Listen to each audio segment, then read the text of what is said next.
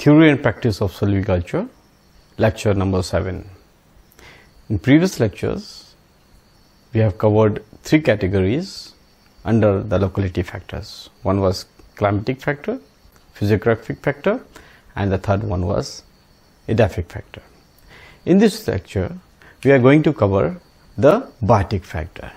So, as a forester, this is very important for us to understand the locality factors or habitat factors. So, we are having 3 already we know, that is very important: climatic, topographic or physiographic, edaphic, and then the 4th one is biotic, which today we are going to study. This factor, locality factor or habitat factor, has to be understood very nicely so that we can manage the forest and we can go for a good silviculture. Biotic factor is the 4th one. Now, what is biotic factor? So, the influence of a living organism is said to be the biotic factor.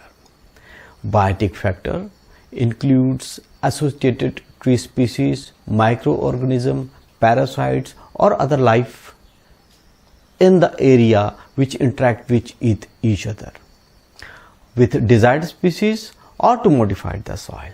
Now we have to understand the biotic factor, which is described under 4 categories. Number 1, I'll tell about the influence of plants. Now what is the influence of plant? Plant with plant. So in a forest itself, when we talk of biotic, it is plant with plant, means one is a tree species, another one is undesirable. One is desirable, one is undesirable. Other one is influence of insect or diseases with the trees of forest. And the third one is influence of wild animals with the trees and forest. And last one is man itself and his domesticated animals. So these are the biotic interactions. So biotic interaction can involve individual of the same species called intraspecific and individual of different species called interspecific interactions. So let's go one by one. Before that one, let's have some terms like symbiosis. Everybody know what is symbiosis. Both the species derive benefits from each other. Both are closely associated with each other, called symbiosis. Then we have mutualism. What is mutualism? Where both the species benefit from one another, but the condition is that the species are not closely associated. Then the third one is communalism. One organism is benefited, whereas the other one is neither benefited nor harmed. Then the 4th category is very important, that is called parasitism, parasite, or you can say it is a kind of negative interrelationship. Okay, now we'll study the biotic interactions, and the first one among the 4 will be studying about the influence of plant with the plant. Now let's see this biotic is a plant with a plant. Influence of plant, what happens when we see in the forest? Generally what happens, the plant starts more in numbers. When there is more in numbers, there is a competition among themselves. So competition, when they enter, there is a survival of the fittest. Competition happens for what? Competition will happen for essential requirement of life. That is what? We have water, we have nutrients and space. For that they will fight. So there is a competition. So this is what type of interaction of plants with the plants. So what will happen if you have desired species and it cannot compete, the other species which can flourish nicely, which can regenerate nicely, which can spread nicely, and they come up and they suppress the other one desirable and kill them. So this is the effect of the plants with the plants. So this undesirable species affect the growth of the trees of favorable species. So that is what we can say, that this is how the interaction happens with the plants to the plants. So undesirable harmful species may be followed. How undesirable species? Number 1, I say parasites. Number 2 is epiphytes. Okay. Number 3 is climbers. Number 4 is obnoxious weeds. Then fungi. Let's see the first one, parasites. This is the biotic interactions with the undesirable harmful species called parasite. Now parasites grow on the same living plant called host, and they penetrate their sucking roots into the host plants called host area. Okay, so if you have, this is the roots So they will send the penetration, their hosteria, and they will suck the nutrients from that desirable tree species. They actually need nutrients and even some moisture they take it. So some common parasite I can say is Cuscuta reflexa. Okay. Then there are partial parasite like Viscium, Loranthus, and there is also, however, some very useful parasite I want to like to tell you. That useful root parasite is there called Centellum album. This is a picture of Centellum album. Here is the seed, and these are the leaves of Centellum album. Actually, what they do, they also make attachment of the roots with some leguminaceae or nearby tree species, and they draw nutrients from that one. But they are very valuable, called chandan. You call it chandan as a valuable parasite. But there are some undesirable, like this Cuscuta. You see this Cuscuta. This is undesirable, and if this Cuscuta comes on the Acacia catachu, is a very valuable tree species, they come in the crown, even they kill the species. So this type of parasitic association is very harmful for the forestry species. There are climbers also. So climbers is a herbaceous or woody plant. When we call it woody plant, we call it liners. But what they do, they climb up the trees and twining around them, holding them where tendrils hook, and they don't let them freely to grow. This is, we have Ipomia and other. But when they are in a woody form, we call it liners. L-I-A-N-A-S. You call it L-I-A-N-A-S. These are woody climbers. You can see this is a woody climber. This is a sal species, Shorea robusta. So in Shorea robusta, they are climbing, see, they are climbing, twining it, and they twine in such a way that they make grooves inside the timber, and the timber is not of much use. You can see how this tree is been twined by these liners and not letting it grow. Even they have shifted to other tree like this. You can see is very, very harmful for the valuable timber like Shorea robusta also, called liners. So this is again one of the biotic relationship or interaction where it is harmful for the desirable species. There are a lot of obnoxious weeds. This is one aquatic weed, Shonia, you can see, but we are more concerned with the which are in the terrestrial, because what this obnoxious weed do, they reach and spread very fast in that area, and they don't let the desirable tree species to grow. So one example is Lantana camara. This is one of the very much problematic, because they spread and they regenerate and they copies in such a way, even sometimes it is spread in such a way that it doesn't let any of the tree species to grow.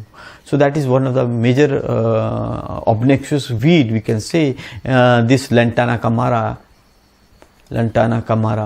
And then other one we can come to see is this Prosophis juliflora. Actually, this is a very good tree species too in an arid area, but when it finds some suitable humid type or some suitable area, it is an exotic tree species. But now if it spreads, it also spreads like a weed.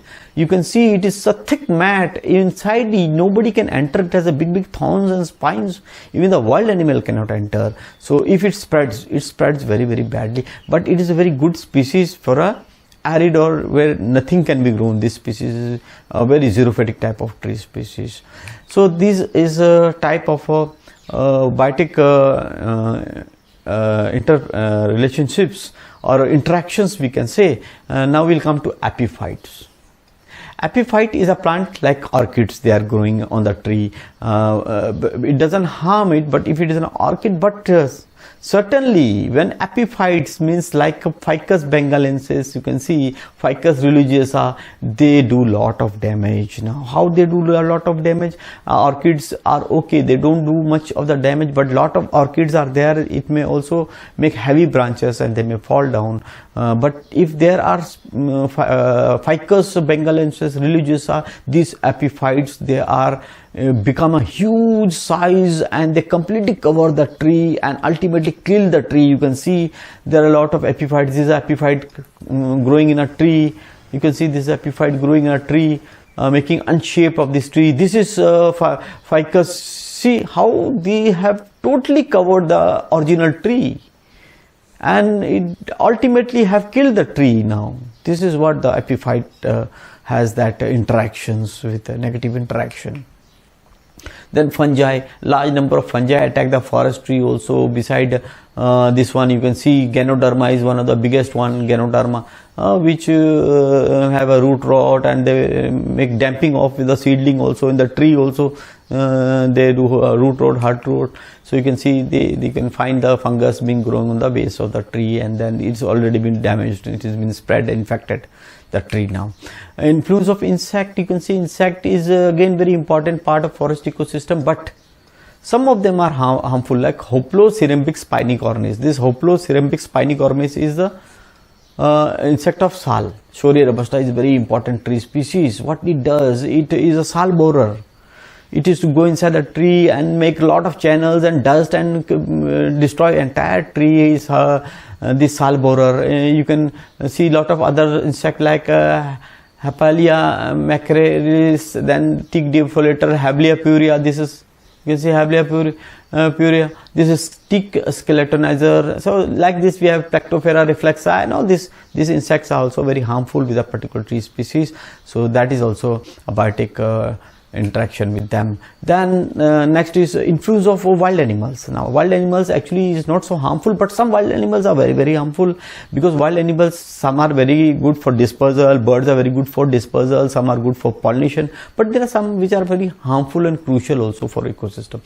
Now we can see cheetals and sambhars, nilgals, they do lot of damage to regeneration. When we see these cheetals, sambhars or nilgals, they will eat the Shoria robusta and regeneration, and lot of regeneration of valuable species. Okay, they will destroy it, had an adverse effect on soil regeneration if this population has increased. Then porcupines, these porcupines, what they do, they destroy a lot of seedlings like bamboo and acacia catachu, bombex ciba, every year. And even they girdle the trees. If the trees are, they will girdle on the low base side, and the tree will die. So a lot of damage sometimes is been done if the population of porcupine increases. So that is what. Then monkeys, langurs, their population increases. What they do, they will pluck the fruit and they will pluck the flowers, and then fruiting will be less. They will break the branches, and they will also destroy the regeneration.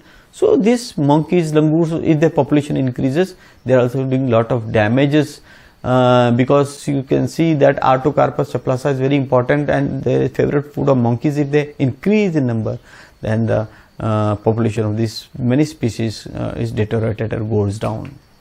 Elephants sometimes they love Morus levigata, Ficus to eat, the branches break. They break more branches, destroy more, eat less.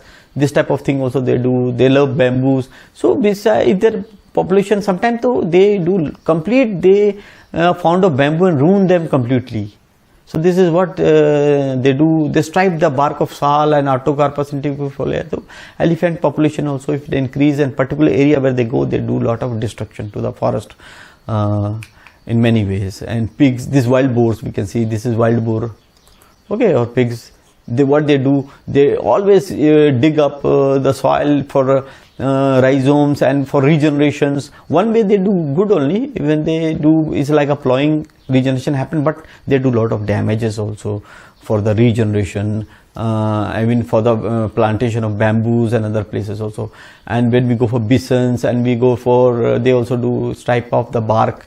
When we see this bear also, bear in the temperate area, they do lot of damage to the conifers also. So there is a lot of damage with this some of the wild animals. Now the main thing is man and his animals. Man is the main biotic influence which it creates biotic interaction, and his domestic animals. So man, influence of man is responsible for managing the forest, yet he continues to be most powerful agent in destroying the forest in many, many ways.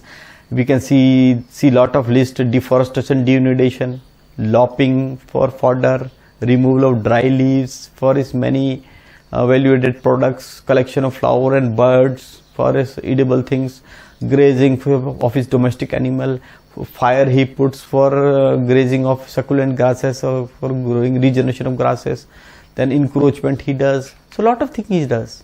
And his domestic animal, if the village is nearby the forest, so the animals will go inside the forest, or like 2 kilometers they will go inside, do lot of grazing, destroy lot of regeneration. So these domestic animals do lot of damage by grazing.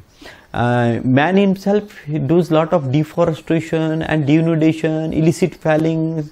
He will do illicit felling from the forest for his use, for his income, for his fuel wood. So there is a lot of damage of valuable species. Somewhere he will steal and he will sell it. So these things are done by man in many ways. You can see how denudation, even for some places, so they clear the forest and do encouragement. So there is a lot of things. Sometimes man intentionally he put fires nearby the forest for sometimes searching for his hunting meat, or sometimes for honey collection, or sometimes he does it for the grasses he need for grazing of his domestic animal, because when you burn you get lot of new grasses. So if your tree species are there to copies, like these tree species can copies, power of copies, you can see new copies is coming after this is a forest fire which has happened, but all are not good copies, sir. So all the tree die, their cambium has been burnt away. So we have lot of